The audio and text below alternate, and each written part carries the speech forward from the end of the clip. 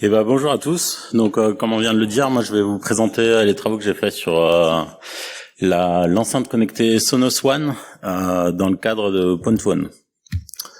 Donc je m'appelle David Bérard, je travaille dans l'équipe de rétro-ingénierie de Synactive. Synactive, c'est une entreprise spécialisée en sécurité offensive. On l'a dit hier, on est un peu plus de 120 personnes. Dans l'équipe de rétro-ingénierie, on est 38. Et on travaille principalement sur des équipements embarqués. Donc en gros, dès qu'il y a quelque part où il y a du code, on peut regarder. Donc ça peut être des téléphones mobiles, des voitures, des routeurs, etc. Et si c'est des domaines qui vous intéressent, on recrute. Point1, donc l'édition en question là, elle s'est passée à Austin en 2021. C'est une compétition qui est organisée par ZGI. Hier, ça vous a été présenté. L'objectif, c'est d'obtenir de l'exécution de code sur des devices. Et si on arrive à montrer ça, on peut avoir des sous, on peut avoir des points pour un classement. Et voilà. Donc là, l'édition en question, elle se concentre sur des équipements embarqués. Donc ça peut être des téléphones, des imprimantes, comme vous l'avez pu le voir hier. Aujourd'hui, on va parler de home automation avec la Sonos One qui... Il y a des télévisions, des routeurs, des NAS, voilà. Donc la Sonos, c'est pas simplement une enceinte, c'est une enceinte connectée. Donc elle offre des services en plus. Il y a les assistants vocaux Google et Alexia. Elle est connectée en Wi-Fi, elle peut être aussi connectée en filaire, en Ethernet. Et il y a une phase d'association qui peut se faire en BLE. Elle peut s'interconnecter avec d'autres devices du même type pour créer des paires stéréo. Donc par défaut, elle est en mono quand elle est toute seule et elle peut envoyer son flux audio pour le répliquer sur d'autres devices et faire du stéréo. Elle supporte AirPlay, mais on peut pas caster dessus avec Google Cast. Et il y a énormément de moyens de lire de la musique. Donc on peut soit simplement envoyer de la musique via l'appli Sonos sur son téléphone, via des API si on veut scripter ça. Elle s'interconnecte aussi avec Spotify Connect. Elle peut se connecter à des systèmes de stockage de fichiers. On peut streamer des fichiers dessus, etc. Et donc on en parle aujourd'hui parce qu'elle était présente à Point1 2020, à Point1 2021 et cette année encore, elle fait partie des cibles de la compétition. Donc moi, les recherches que j'ai faites, c'était sur 2020 et 2021. On va en parler. Donc, en tant que chercheur de vulnérabilité et de reverseur, ce qu'on veut, dans un premier temps, c'est obtenir un firmware pour pouvoir travailler dessus, chercher des vulnérabilités dedans. Ce qu'on peut faire dans un premier temps, c'est essayer de trouver sur Internet si on peut pas trouver des packages pour de mise à jour qui contiendraient le firmware. Et en fait, la Sonos, elle est complètement autonome sur les mises à jour. Donc, c'est elle qui va se connecter au net, qui va fetcher les descriptions de firmware et qui va les installer elle-même. Donc, ce qu'on peut faire dans un premier temps, c'est de se mettre en man in the middle entre l'enceinte et Internet. On va capturer tout le trafic, on va voir ce qui se passe. On a un peu de chance, c'est de l'HTTP, donc c'est assez simple à voir rapidement ce qui se passe.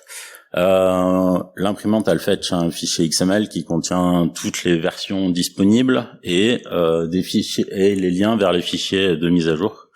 Donc on peut utiliser ces liens pour directement télécharger les fichiers de mise à jour.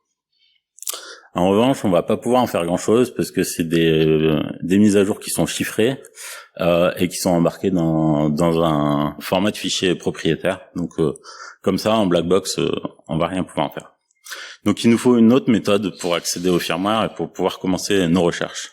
Donc pour ça, on s'est intéressé à la partie hardware. Donc ça, c'est le PCB de la Sonos, une fois ouverte. Donc il y a une première partie qui est la partie alimentation que vous voyez là. Donc faut faire un petit peu attention parce qu'elle est alimentée en 220 volts, faut pas mettre les doigts un peu n'importe où. Ensuite, il y a toute la partie logique. Donc elle est propulsée par un SoC ARM V8, ARM Logic A113. Donc c'est de l'ARM 64 et sous le shield, il y a aussi la flash. On voit ici qu'il y a la carte Wi-Fi qui est connectée au reste du système en PCI Express. et on a un port ici qui est pas peuplé, mais qui est l'UART du système. Donc on s'intéresse premièrement à cette UART. Sur l'UART, on a quelques informations intéressantes. Donc c'est un U-boot qui démarre. On peut voir que le système derrière c'est un Linux, que l'architecture c'est de l'ARM64, mais après le démarrage du kernel, on n'a plus aucune log. On peut pas interrompre le boot non plus. Il n'y a pas on peut pas échapper pour avoir le shell de U-boot. Ça a été désactivé et on n'a pas un shell à la fin du boot non plus. Mais par contre, on a une information qui va nous servir pour la suite. On a l'adresse physique à laquelle est loadé le noyau Linux et donc on va pouvoir continuer avec ça. Donc j'ai parlé quand je présentais les composants de la carte Wi-Fi qui est connectée en PCI Express avec le système. En fait, on peut l'enlever et la Sonos, elle va continuer à marcher correctement parce qu'elle peut fallback sur l'Ethernet en branchant un câble Ethernet dessus. Et à la place de cette carte Wi-Fi, on va pouvoir plugger notre petit adaptateur, notre petit FPGA et faire une attaque DMA dessus. Donc c'est un FPGA qui est compatible avec le tool PCI Leech. Et ce que ça va nous offrir, c'est qu'on va pouvoir avoir un accès en lecture et écriture à la mémoire physique. Sur la Sonos, il n'y a aucune protection, il n'y a pas d'IOMMU en place. Donc on peut aller lire le kernel par exemple et le modifier si on veut. Donc premièrement, on va dumper l'intégralité du kernel. Donc pour ça, on avait l'adresse à laquelle il est loadé en mémoire physique dans les logs sur l'UART, donc on le dump. Après, on peut le convertir pour qu'il soit plus facile à analyser en ELF avec un petit tool qui s'appelle VM Linux to ELF. Ce qu'il va faire, c'est qu'il va parser les tables de symboles qui sont contenues dans le kernel. Ça va créer un ELF avec les symboles au bon endroit. Et donc, on peut ouvrir ça dans IDA et puis ne pas être perdu. Maintenant, ce qu'on veut, c'est gagner un accès sur le système, parce que par défaut, il y a rien qui nous permette de nous connecter dessus pour faire du debug. Donc, il y a une méthode assez connue sur Linux qui consiste à appeler la fonction qui s'appelle orderly poweroff, qui va tout simplement lancer la chaîne de caractères qui contient une commande, la chaîne dans la variable poweroff command, et qui va lancer un processus utilisateur à partir du kernel. Donc pour ça, j'ai choisi de patcher une des fonctions dont on est sûr qu'elle est appelée très régulièrement dans le kernel, qui s'appelle VFSRead, qui est en gros appelée à chaque fois qu'il y a une lecture qui est faite sur un fichier. Donc il y a un petit endroit dans cette fonction où il y a une vérification de droit qui est faite. En gros, sauf tentative particulière en fonctionnement nominal, ce check il sert à rien. Ça offre juste de la sécurité. Donc on peut le remplacer par l'appel orderly poweroff. Et si on a modifié la commande poweroff command, ça va exécuter notre commande sur le système. Donc pour faire ça, c'est assez simple. Je pense qu'on voit pas grand chose ici, mais on va modifier les opcodes que j'ai identifié là sur la slide précédente pour appeler orderly poweroff. On va modifier la string poweroff command et voilà.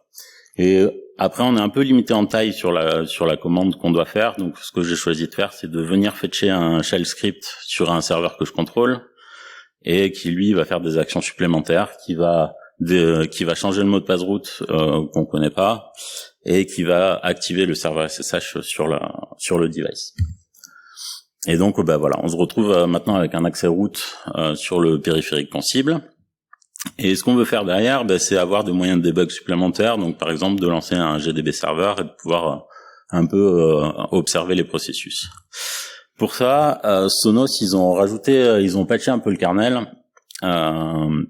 Ils ont enlevé la possibilité de passer un système de fichiers read-write et de lui ajouter le flag exécutable. Donc on peut pas stocker de binaires et de les exécuter dans tous les points de montage qui sont inscriptibles. En fait, c'est autorisé, mais uniquement sur les devices qui sont en mode développement, et ce qui est pas le cas de ceux qu'on peut acheter. Donc pour ça, on peut faire comme ce qu'on a fait précédemment. On va aller patcher les opcodes de la fonction qui fait la vérification, et on va lui faire retourner toujours 1. Et donc, on va pouvoir rajouter le flag exec sur les partitions qui sont inscriptibles. Et donc après, tout simplement, si on veut, on peut uploader un petit GDB serveur, remonter la partition, lui rajouter le flag exec, lancer le GDB serveur et s'attacher à n'importe quel processus de l'enceinte. On va parler un peu de la surface d'attaque. Sur la Sonos, c'est un peu particulier. Ils ont choisi d'embarquer tout dans un énorme binaire. Donc on voit ici, là, c'est le netstat. Ça donne un peu une idée de la surface remote qu'il y a sur l'enceinte. Et donc ce binaire, il s'appelle Anacapad. Et donc on va parler de ce binaire pour la suite. Donc c'est lui qui va héberger toutes les fonctionnalités qu'offre la Sonos. Ce binaire, il a une énorme surface d'attaque, vu que c'est lui qui héberge toutes les fonctionnalités et que la Sonos, elle gère beaucoup de choses. Il y a un serveur web qui est embarqué, qui va servir à faire l'UPnP, à faire de la configuration. Basiquement, tout ce qu'on peut faire avec l'appli Sonos sur son téléphone, ça passe par là. C'est lui aussi qui va faire la synchronisation multi-enceinte. Au début de la présentation, je vous parlais de la paire stéréo pour utiliser 2 enceintes pour avoir de la stéréo. C'est lui qui est responsable de ça. C'est lui aussi qui va se connecter au serveur de fichiers si on veut avoir des fichiers audio sur des serveurs de fichiers. C'est lui qui va faire le décodage de l'audio. Et c'est lui aussi qui va supporter tous les services annexes, type Spotify, Last.fm, etc. Donc ça offre beaucoup de choses à regarder. Par contre, c'est quand même un binaire qui, du coup, est assez gros. C'est 13 mégas de C++, donc ça fait pas rêver. On a de la chance, il est pas très bien protégé. Il y a de la SLR, il y a NX, mais il est pas compilé avec Pi et il y a pas de stack canary dessus. Et on peut voir qu'il embarque aussi quelques projets open source. En fait, ils ont tout mergé dans leur truc. Et il y a quelques projets open source qui sont dedans, mais c'est pas la majorité. La majorité, c'est quand même du C++ custom à eux. Dans le code, il y a beaucoup de messages de log. Alors ça, c'est pas mal quand on fait du reverse parce que on va rapidement pouvoir se retrouver dans le code en s'appuyant sur les messages qui sont faits. Et après, pour l'exploitation, ce qui est pas mal aussi, c'est que ce binaire, dès qu'il crash, il va redémarrer automatiquement. Donc je parlais des logs. Quand on veut regarder un peu comment ça marche, puis commencer à coder quelques trucs pour essayer de taper certains sous-systèmes, c'est pas mal de les avoir ces logs. Donc en reversant un petit peu, on s'aperçoit qu'il y a une fonction qui permet de définir où ces logs vont être stockés. Donc il y a 2 solutions, soit on peut envoyer ces logs sur le serial qu'on a évoqué au début, ou alors on peut envoyer les logs en UDP sur un serveur donné. Donc on va pouvoir rajouter une petite ligne dans le fichier de conf que Anacapad va lire au démarrage pour lui dire que le serveur sur lequel il doit envoyer les logs, c'est notre machine. Et donc après, on va pouvoir avoir toutes les logs, quel que soit le niveau de log, on va tout recevoir. Donc c'est assez utile. Premièrement, j'ai décidé en 2020 de me concentrer sur le serveur web. Donc c'est un serveur qui coûte sur le port 1400 et 1443 en SSL. C'est lui qui fournit l'UPnP, qui fournit toute la configuration quand on s'associe à une nouvelle enceinte pour la configurer, qui fournit toutes les API pour les différentes applications, que ce soit sur mobile ou sur desktop. C'est lui qui va fournir aussi le discovery des multi-devices, si on veut rajouter un device pour faire la paire stéréo. Si on veut rajouter un compte Spotify, etc., c'est aussi lui qui est responsable de ça. Donc ça fait qu'il y a énormément de endpoints et qu'il va y avoir beaucoup de choses à regarder. Il n'y a pas vraiment d'authentification sur serveur web, donc la plupart des endpoints, on va pouvoir taper dessus sans information supplémentaire. Le device, il supporte aussi un mode unlock et un mode de développement. Pour ces 2 modes-là, on peut les activer par le serveur HTTP également, mais il va falloir avoir des blobs qui sont signés par Sonos, et donc ça, on les a pas. Donc la méthodologie, elle est assez simple sur le serveur web. On prend la partie cœur du serveur web, on regarde comment ça marche, comment elle parse les headers HTTP, ce genre de choses. On cherche s'il y a des vulnérabilités dedans. Et si on n'en trouve pas, on continue, on va prendre tous les endpoints un par un, et puis on va essayer de chercher des vulnes dedans. Donc c'est un travail assez fastidieux parce qu'il y en a beaucoup et que il faut les passer un par un. Malheureusement, j'ai rien trouvé dans ce serveur web, et vu que je m'étais pris un peu tard avant la compétition, j'ai décidé d'arrêter là, parce que je pensais pas pouvoir trouver quelque chose avant la compétition. Voilà. Et en 2021, ils ont rannoncé une nouvelle compétition, et la Sonos One faisait toujours partie des targets possibles. Donc j'ai choisi de m'y remettre, et j'ai décidé de me focus sur les codecs audio. Et là, j'ai eu pas mal de chance parce que très rapidement, j'ai pu trouver une vulnérabilité. Les codecs audio, donc sur la Sonos, pareil, pour lire de l'audio quand on est sur le même LAN, il n'y a pas besoin d'authentification. Donc n'importe qui sur le LAN peut utiliser l'API, demander à lire tel ou tel fichier, que ce soit sur un serveur distant, etc. Il peut faire toutes ces requêtes-là sans s'authentifier. Il y a énormément de formats de fichiers qui sont supportés et de codecs qui sont supportés, donc ça offre une grosse surface. Basiquement, ça marche. Il y a une partie qui est développée par Sonos qui va être responsable d'identifier quel est le type de fichier et quel est le codec qui est embarqué dedans. Et après, elle va donner les frames audio à décoder à un codec qui peut être externe, qui peut faire partie des projets open source dont je parlais tout à l'heure. Et ensuite, lorsque cette partie de code-là a décodé l'audio, c'est le corps Sonos qui reprend la main et qui va lire vraiment le flux audio sur l'enceinte. Donc le code qui fait le décodage audio, il y a une partie où on peut retrouver des projets open source qui correspondent au code qui est embarqué dans le binaire, et une autre partie où ça semble être des projets closed source. C'est une base de code qui est relativement vieille. En fait, quand on prend chaque codec, qu'on essaye de retrouver le code, on se retrouve dans des années assez vieilles. Dans ce que j'ai pu regarder, j'ai l'impression que le code a été forké entre 2005 et 2012. Donc c'est vraiment des bases de code très vieilles. La méthodologie pour chercher des vulnes là-dedans, c'est un peu comme sur le serveur web. On va essayer de comprendre un petit peu où est-ce que c'est lu et comment le dispatch est fait entre les différents décodeurs. Donc c'est assez simple parce qu'en C++, ils ont une espèce de classe qui est tout le temps pareil, où dans les wait tables, le décodeur est toujours au même offset. Donc une fois qu'on a identifié ça, on peut les passer un par un et chercher des vulnes dans chaque. Le décodeur dont on va parler aujourd'hui, parce que c'est lui qui contient la vulnérabilité que j'ai utilisée, c'est le décodeur ALAC. Donc c'est le codec audio sans perte de Apple, qui a été fait en 2004, je crois que c'était pour l'iPod. C'est un format audio qui est embarqué dans le format MPEG-4 et qui est relativement simple. La seule complexité, en fait, c'est que les champs sont pas alignés à l'octet. Et donc, quand on veut un peu travailler avec, c'est pas pratique. ALAC, il y a la plupart des frames vont être complètes, mais pour la dernière frame, il y a un cas un petit peu particulier. Il y a un bit qui va indiquer que c'est une frame audio partielle. Et dans le cas d'une frame audio partielle, on va avoir une size supplémentaire qui va contenir le nombre de samples qui a à la suite dans la frame audio. Donc cette size, on va le voir, c'est elle qui n'est pas du tout vérifiée dans le code et qui va donner lieu à plusieurs vulnérabilités. Donc là, on peut voir les extraits du décompilé. En gros, le programme, dans le cas d'une frame partielle, va aller lire un entier de 32 bits et après il va itérer dessus pour remplir des tableaux sans jamais vérifier que l'index est dans le tableau.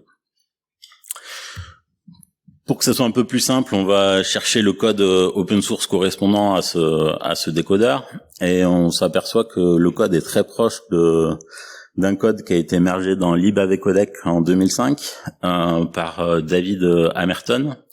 Et en fait, cette personne avait fait le décodeur à partir de reverse engineering d'un logiciel Apple. Donc là, je pense qu'on voit pas grand chose, mais dans le code on voit bien deux vulnérabilités. Il y a une première boucle qui est faite à partir de la size qui n'est pas vérifiée, qui va stocker des valeurs dans un tableau intermédiaire sur la heap. Donc on va avoir un débordement sur la heap. Et après, en sortie, ce tableau intermédiaire, il va être réutilisé pour remplir le buffer de sortie. Et là aussi, l'index n'est jamais vérifié. Il y a 2 appels à cette fonction vulnérable qui vont être faits en fonction de la taille des samples. L'audio, il peut être encodé soit sur 7 bits, soit sur 16 bits, soit sur 24 bits dans l'implémentation qu'il y a sur l'enceinte. Et dans les 2 cas, on va avoir le tableau de sortie, ça va être un tableau sur la stack et qu'on va pouvoir overflow. Donc je l'ai dit tout à l'heure, il n'y a pas de stack canary et il n'y a pas paille sur le binaire. Donc ça veut dire que si on arrive à overflow la stack, on va pouvoir roper directement sans avoir besoin d'informations supplémentaires. En revanche, on va être un petit peu embêté parce que si on veut atteindre le stack overflow, on va être obligé aussi de trigger le heap overflow sur le tableau intermédiaire. Et malheureusement, les chunks sur le heap sont free avant de return de la fonction. Donc ça veut dire que si on a corrompu le heap, eh ben on va crash avant de return de la fonction et donc on contrôlera pas l'exécution. Donc il va falloir faire avec ça. La première méthode que j'ai utilisée et qui fait que on peut se passer d'overflow le heap, c'est d'utiliser une autre vulnérabilité dans le code. Dans le codec, on contrôle également le nombre de channels. Et donc on voit ici, là, quand il écrit le tableau de sortie, il va pouvoir itérer sur ce tableau plus vite si on augmente le nombre de channels. Et du coup, on va pouvoir provoquer l'overflow beaucoup plus vite sur la stack que sur le heap. Malheureusement, ça a été patché assez rapidement pendant que je faisais la recherche, donc j'ai eu le temps de développer un exploit pour cette version-là, mais ça a été corrigé. Et Sonos a modifié exactement la fonction qui est vulnérable et rajouté un check pour que le nombre de channels à LAC soit limité à 2. Donc ça fait qu'on pouvait plus avancer assez vite pour pas provoquer de heap overflow. Et ça, la raison probable, c'est que sur l'imprimante, sur l'enceinte, il y a un système de rapport de crash à Sonos. En fait, à chaque fois que le processus crash, il va sauvegarder son crash à un endroit, et quand il va recommencer, il va uploader ce crash sur les serveurs de Sonos. Et donc Sonos a certainement utilisé ça pour s'apercevoir qu'il y avait une vulnérabilité dans le code d'Alac et l'a corriger. Fort heureusement, ils n'ont pas vu que le reste de la fonction était vulnérable, donc il nous reste la fonction, mais on doit faire avec l'overflow sur le heap. Donc l'overflow, si on le représente comme ça, on va overflow les 2 côtés en même temps. Sur le heap, on va écraser des métadatas. Donc si on veut pas crash derrière, il va falloir réparer ces métadatas. Et en gros, il va falloir mettre des sizes valides dans les métadatas pour que les free se passent bien. Et donc nous, notre objectif, ça va être de modifier la valeur de LR sur la stack. Comme ça, quand on va retourner de la fonction, on contrôlera à PC. Il y a une des limitations, c'est que les samples, c'est soit 16 bits, soit 24 bits. Donc on va pouvoir contrôler que 16 ou 24 bits des adresses qui seront écrasées. Le code pour faire ça, il est assez simple. La seule complexité, comme je le disais tout à l'heure, c'est que le format est pas aligné à l'octet, donc il y a des shifts un peu partout là. Mais globalement, on rajoute des valeurs à des offsets de données et on fait en sorte que ça se passe bien comme ça. Donc à partir de là, on contrôle le pointeur d'exécution et on veut poursuivre l'exploitation. La contrainte qu'on a, donc c'est comme je le disais, on contrôle que 24 ou 16 bits d'adresse, donc on va pas pouvoir faire une grande drop chain parce qu'on contrôle pas grand chose, mais on va pouvoir contrôler quand même une bonne partie de l'adresse, enfin la première adresse en tout cas, on va la contrôler correctement. Donc l'idée, ça va être d'exécuter une commande shell. On va avoir un petit gadget là qui est assez intéressant, qui va faire un execve après avoir parsé une commande. Et on a de la chance, ça prend la commande dans X2 là, dans l'ASM, je sais pas si vous arrivez à bien lire. Et ça prend un offset sur X2 et il se trouve que X2 pointe sur les données qu'on contrôle. Et donc là x2 plus 0x380, ce qui est dans l'ASM, ce qui est l'offset dans l'ASM, pointe à l'intérieur des données qu'on contrôle, et on va pouvoir mettre notre command shell ici. Et donc, le code va continuer à partir de là, va splitter les arguments et va faire son exec.ve, et on aura notre exécution de commande arbitraire sur le device. Qu'est-ce qu'on décide de faire?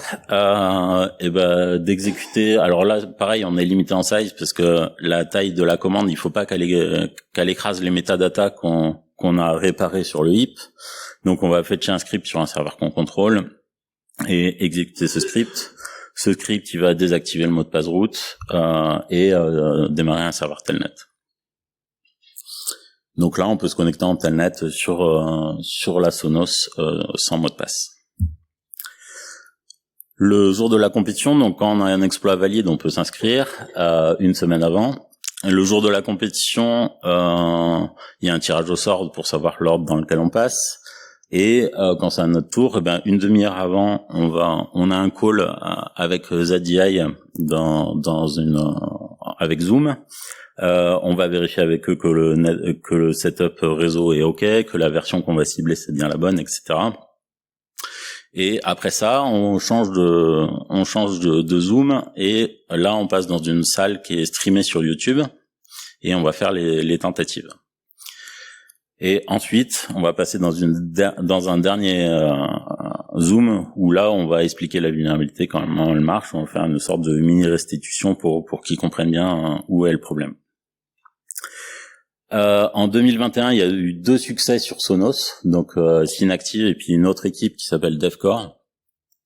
Nous, la première tentative a échoué pour une sombre histoire de Python request et de négociation SSL qui fail, donc le script a fail direct sans même rien tenter. Ça a réussi directement à la deuxième tentative. Ce qui est intéressant sur cette vulnérabilité ALAC, c'est que elle s'est retrouvée à beaucoup d'endroits. Quelques semaines après Pwn2Own, il y a eu d'autres publications similaires sur l'implémentation de Mediatek, sur l'implémentation de Qualcomm, sur celle d'Android également. Alors on peut se dire que c'est un peu bizarre, mais en fait, déjà, le code qu'a utilisé Sonos, il n'y a pas que Sonos qui l'a utilisé, et tout le monde l'a forqué un peu à sa sauce. Et en 2011, Apple a libéré le code source de ALAC et a publié une implémentation de référence. Et l'implémentation de référence que fournit Apple aux implémenteurs contient la vulnérabilité. Donc c'est pas étonnant que tout le monde la copie. Mais par contre, ce qui est rigolo, c'est que les produits Apple, eux, n'ont pas la vulnérabilité. Donc ils l'ont patché, mais ils n'ont pas patché le code de référence.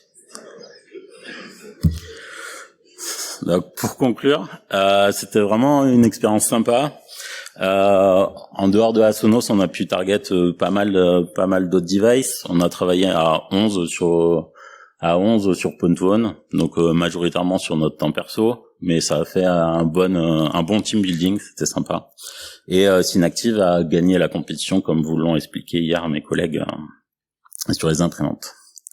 Je me suis fait mordre par le crash reporter qui a cramé une vulne, donc ce sera la dernière fois. Et voilà, sinon les vulnérabilités sont corrigées, qui ont été présentées ici. Sonos a pas mal travaillé sur un peu durcir la sécurité de son produit, et donc maintenant il y a Pi et les stacks Canary qui sont activés sur le device. Voilà, j'ai été un peu plus rapide que prévu, mais si vous avez des questions, n'hésitez pas.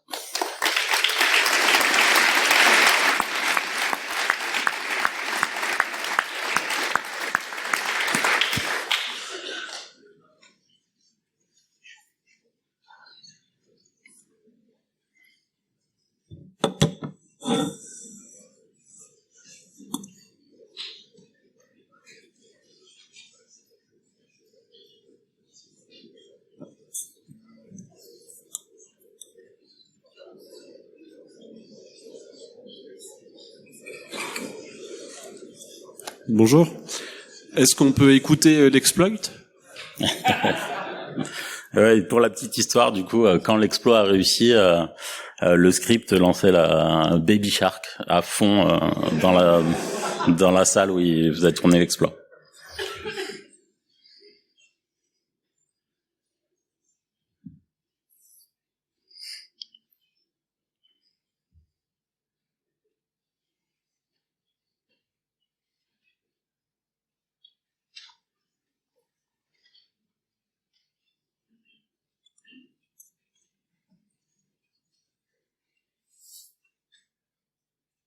S'il n'y a pas d'autres questions, on peut encore remercier David, puis passer du coup à la pause. Merci.